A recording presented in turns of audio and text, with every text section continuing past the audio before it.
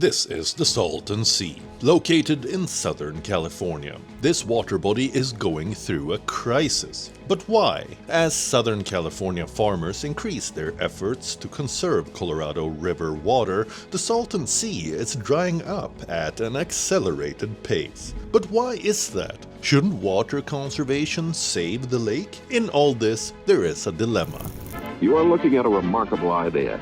An idea that has intrigued and attracted and literally thrilled thousands upon thousands of men, women, and children.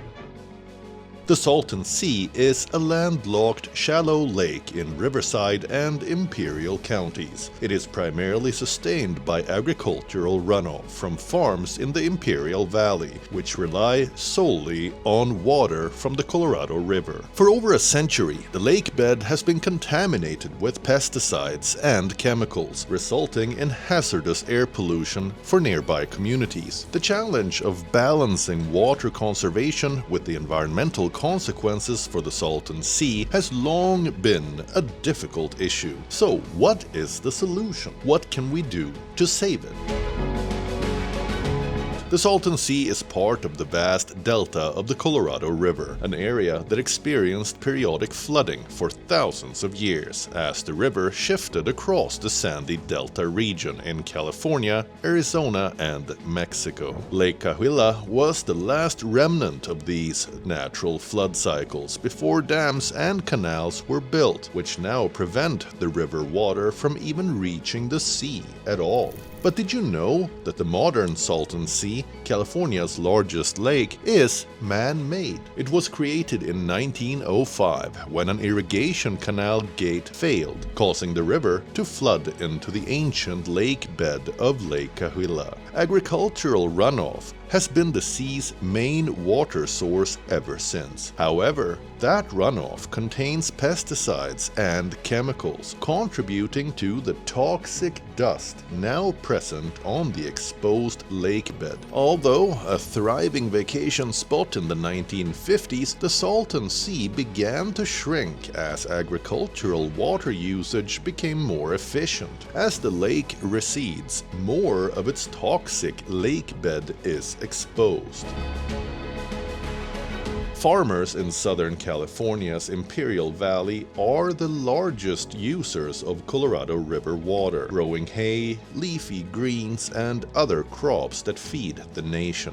In August, the Imperial Irrigation District struck an agreement with the government to reduce its water usage through 2026. The first phase of this program began this summer, where forage crop growers agreed to stop irrigating their crops for 49 days during the hottest part of the year. In return, the district received $589 million from the federal government to compensate farmers. The district reduced its water use by about 175,000 acre-feet this summer. The program's short duration had minimal impact on the local economy.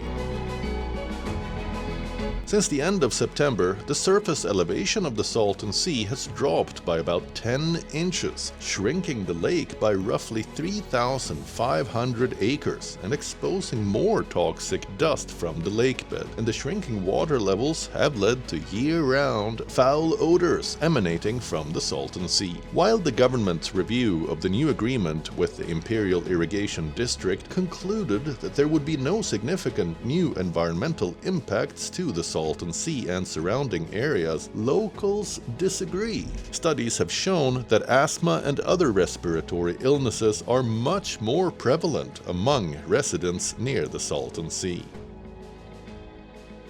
The primary responsibility for the Salton Sea's pollution and habitat loss rests with the state. Their 10-year plan aims to restore nearly 30,000 acres of exposed lakebed by 2028, but it is now behind schedule. So, recent restoration efforts have accelerated, and the current federal government gave $250 million for the cause. So far, over 2,000 acres of habitat restoration and dust control have been completed, with 6,500 more acres under construction, with plans to expand it by another 750 acres using federal funds. Ongoing restoration efforts are crucial to addressing the shrinking Salton Sea, yet finding a balance between water conservation and its consequences seems like an unsolvable dilemma. As water conservation becomes more efficient, the downside is the Salton Sea gets less water. It's a tough situation for an inland water body with no outlet, where the only water source is agricultural drainage. It's a delicate balancing act to keep everyone satisfied. If the Colorado River collapses, that's not something that can be fixed overnight. There may be impacts on the Salton Sea, but without the Colorado River, there wouldn't even be a Salton Sea. We need to ensure that communities have a safe, reliable water supply. Accelerating restoration projects is crucial, along with funding for air filters and weatherproofing homes. The state's restoration plan is expected to cost over $1 billion.